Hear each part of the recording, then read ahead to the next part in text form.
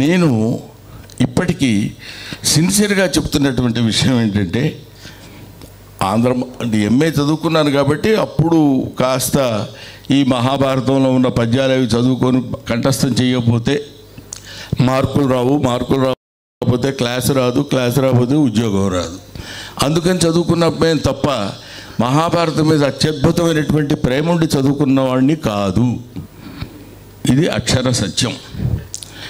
సరే, సుహాసిని ఆనంద్ గారా, సుహాసిని ఆనంద్ గారండి, రెండు ఆవిడేనా? క్లారిటీ ఇచ్చారు, సంతోషం సత్యకుమార్ గారు. అంటే నాకు సుహాసిని ఆనంద్ గారిని మాట్లాడుతున్నానండి నేను. నా పేరు సుహాసిని ఆనంద్. అంటే ఈ మధ్య ఏంటంటే కొన్ని గమ్మత్తైన పేర్లు ఉండే అంటారు చివరిలో, రాకేష్, లోకేష్, స్మిష్ అట్లా ఏదో. అలాగా ఏంటంటే కాదండి, ఆవిడ నేను స్పోక్స్ పర్సన్ అండి బీజేపీ. ఓహో, అప్పుడు అమ్మ మీరు ఇంతకుముందు ఏమైనా లెక్చరర్గా చేశారా అని అడిగాను నన్ను ఆహ్వానించినప్పుడు. లేదండి నేను స్పోక్స్ పర్సన్గా చేస్తున్నాను. ఓహో అలాగా అండి అని ఆవిడ ఈ తెలుగు భాష ఔన్నత్యం గురించి, నన్నయ్య భట్టారు గురించి మాట్లాడుతున్నప్పుడే ఒక అందమైనటువంటి అనిర్వచనీయమైనటువంటి ప్రేమ ఆ భాష మీద, ఆ నన్నయ్య భట్టారు మీద ఉంది అనేటువంటి నమ్మకం నాకు కలిగింది. ఇవి ఇన్ని కారణాల వల్ల నేను ఇక్కడికి వచ్చాను, అంతే తప్ప నేను ఒక అద్భుతమైనటువంటి, ఇందాక ఎవరు మాట్లాడుతూ మీరు ఇద్దరు స్టార్స్ ఇక్కడ, గరికపాటి వారు ఏమన్నా అర్థం ఉందండి, ఆయన స్టార్డమ్ ఏంటి, నా స్టార్డమ్ ఏంటి? నేనేదో సినిమాల్లో 4 వేషాలు వేసుకొని 4 పద్యాలు అప్పుడప్పుడు చదువుతుండేవాడిని.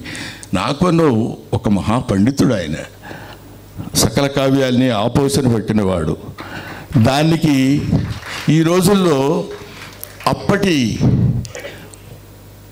ఇప్పుడున్నటువంటి యూత్కి దాన్ని ఏమంటారు, ప్యాంటు షర్ట్ వేసి చూపించేటువంటి వ్యక్తి ఆయన. అది గరికపాటి వారు. ఆయన ఏదన్నా మాట్లాడతారేమో విందామనుకుంటే సడన్గా నా పేరు ముందు అనౌన్స్ చేశారు. ఇప్పుడు నేను మాట్లాడగానే వెళ్ళిపోతాను. నాకు అదొక పెద్ద, దాన్ని ఏమంటారో అలవాటనాలో జబ్బనాలో తెలియదు. ఎందుకంటే ఇందాక టైం ప్రకారం రావాలండి అనేది ఒక పద్ధతి ఉంది. మన ఇష్టం ఉందా ఇక్కడ హైదరాబాదులో టైం ప్రకారం రావడానికి? ఎక్కడెక్కడో మణికొండ నుంచి పడి రావాలి. ఎన్ని సిగ్నల్స్, ఎంత ట్రాఫిక్, ఎంత గొడవ, ఇవన్నీ తట్టుకొని రావాలి. మళ్ళీ ఇక్కడి నుంచి అక్కడికి వెళ్ళాలి. వెళ్ళిన తర్వాత కాస్త వృద్ధాప్యం వచ్చింది. ఈ వృద్ధాప్యంలో ఏంటంటే జనరల్గా తలకి రంగేసుకున్నాం తప్ప పెద్దంత యంగ్ పీపుల్ ఏం కాదు. ఈ దీంతో కొట్టుకుంటూ మళ్ళీ అక్కడికి వెళ్ళేసరికి వాళ్ళు రండి అంటారు. మీకు తలకి రంగేసుకునే భాగం లేనట్టుంది మీకు.